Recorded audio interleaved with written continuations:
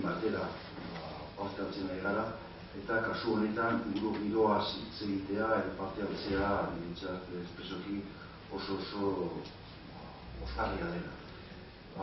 Nik bakarrik adieraztea uste dudala orain dela ja markada batzuk.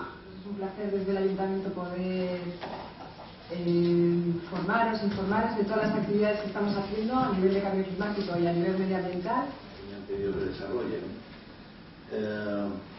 Permitan hacer eso que hemos comentado sobre pensar globalmente y actuar localmente.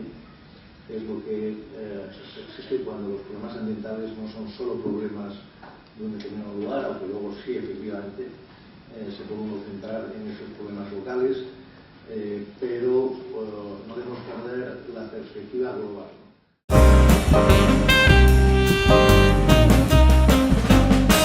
Las fuentes que se plantean, como por ejemplo la energía nuclear, todos sabéis que también es una energía no renovable, es papel mineral, por tanto también tiene una limitada trayectoria, como se la quiera estirar, ¿no? Parece que la única fuente realmente fiable es la que procede del sol, ¿no? Sería eso lo que tendríamos, ¿no? Que es la que produce biomasa, que es la que produce viento, que es la que produce mareas, etc. Es decir, la que mueve todos los elementos que están en la corteza terrestre, la energía solar.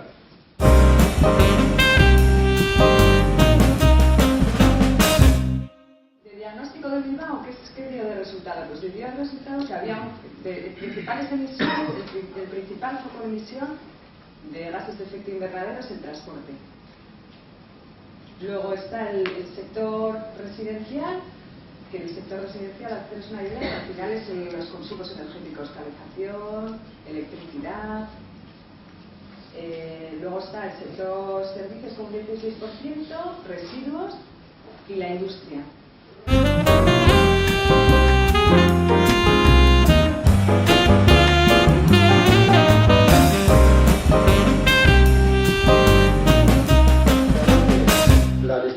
Que se le da a la compra pública sostenible es aquel proceso de compra y o contratación en el que se toman en consideración criterios ambientales, sociales y o éticos.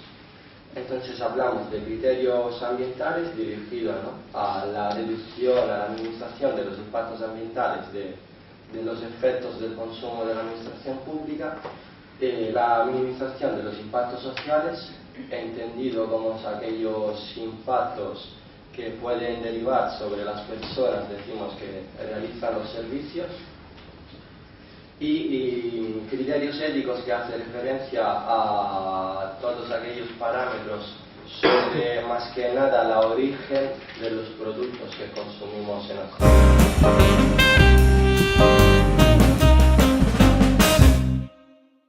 Se han concluido todas las obras del sistema Nervión y Ibaizabal, se han incorporado algunas zonas periféricas y no queda, se han incorporado zonas como Gorlick y Plencia, con obras que había hecho en su momento la Diputación y que son obras que luego las estamos explotando nosotros.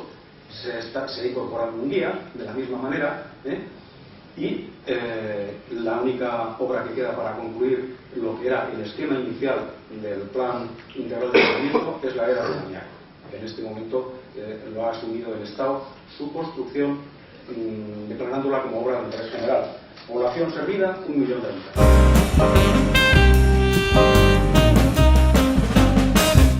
Los objetivos eran construir vertederos controlados y clausurar, si no todos, la inmensa mayoría de los 44 lugares de vertederos incontrolados. Ya veréis que estos eran los objetivos de la década de los 80 y ya veréis cuáles son los objetivos de la actualidad, cómo han variado sustancialmente. En cambio, ya 10 años después, en el 96, pues ya la cosa había cambiado, ¿no?, ligeramente. Ya disponíamos de 6 vertederos controlados en la geografía vizcaína, 4 de Garríquer, otro del Ayuntamiento de Lecho y otro del Ayuntamiento de Bilbao.